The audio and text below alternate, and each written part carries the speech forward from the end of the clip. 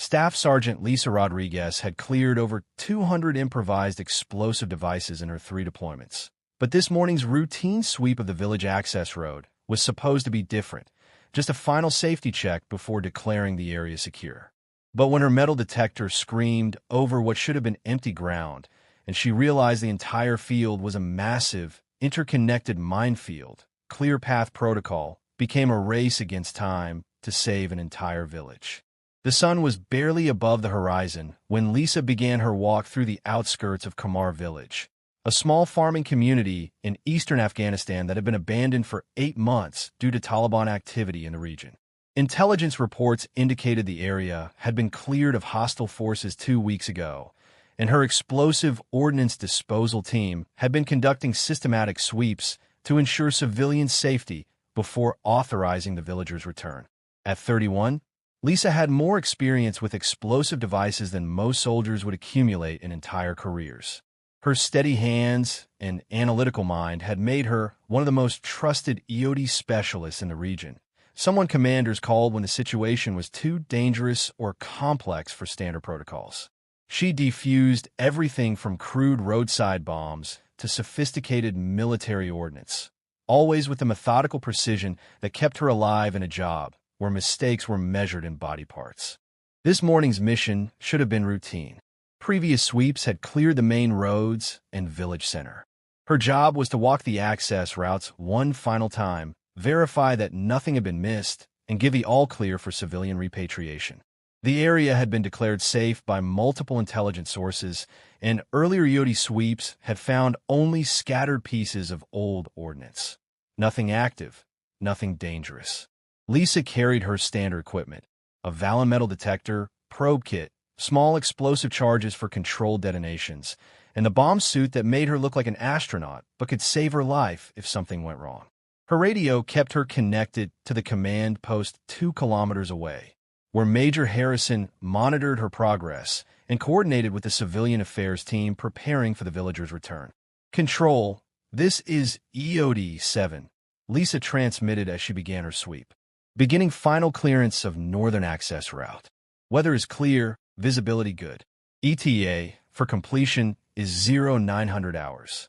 Copy, EOD 7. Be advised, civilian convoy is staged 5 kilometers out, ready to proceed on your all clear. Lisa acknowledged and began her methodical sweep, moving the metal detector in overlapping arcs across the dirt road that connected Kamar village to the main highway.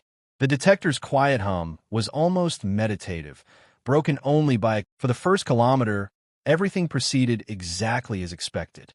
The road was clear, the surrounding fields showed no signs of recent disturbance, and Lisa was beginning to anticipate giving the all-clear signal that would allow 150 villagers to return to their homes for the first time in 8 months.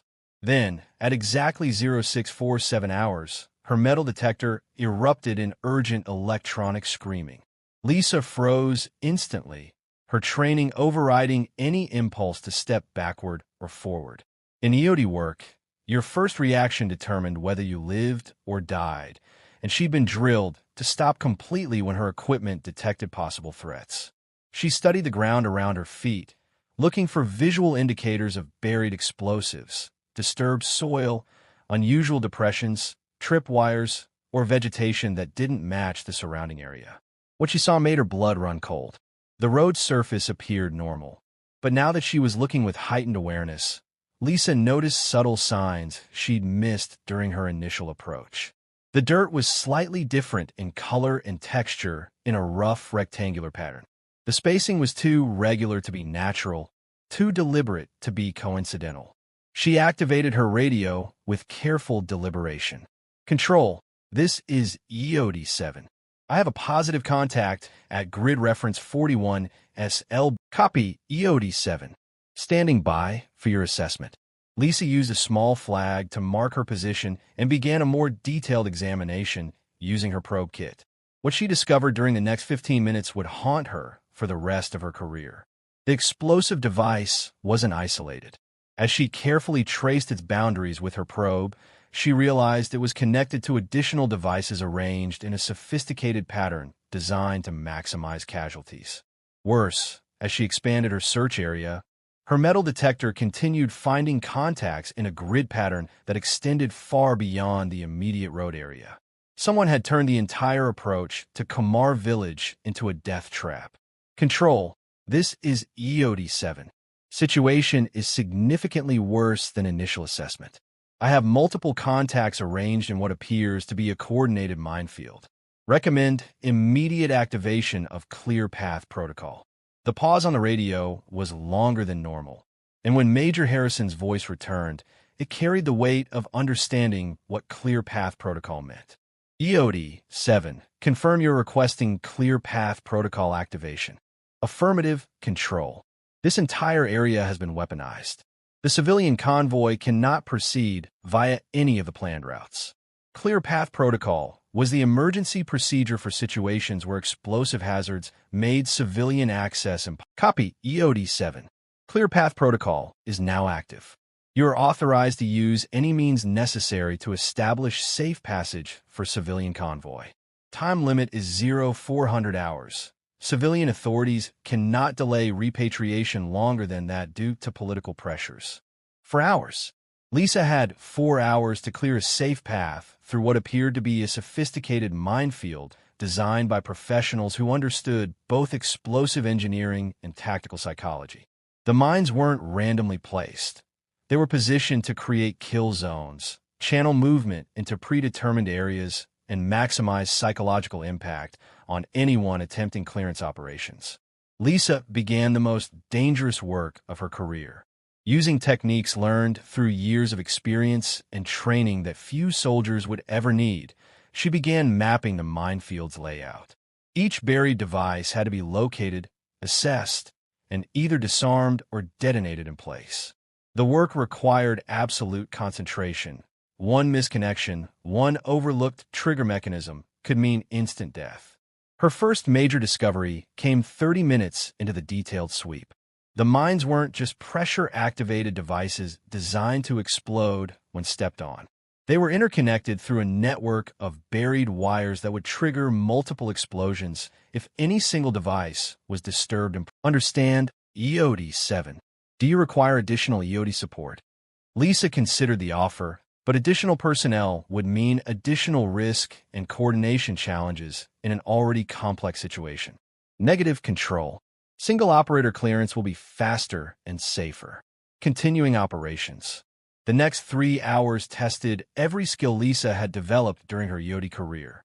Working methodically but quickly, she traced wire connections, identified trigger mechanisms, and used small explosive charges to detonate devices in sequence that would disable the interconnected network without creating sympathetic detonations that could compromise her own safety. Each successful clearance revealed more information about the minefield's design. The explosives were a mixture of military ordnance and improvised devices, suggesting collaboration between trained engineers and local insurgents. The placement showed understanding of how military and civilian convoys would approach the village, with kill zones positioned to catch vehicles at their most vulnerable points. With 1 hour remaining before the civilian convoy's deadline, Lisa had cleared approximately 60% of the safe corridor needed for vehicle passage.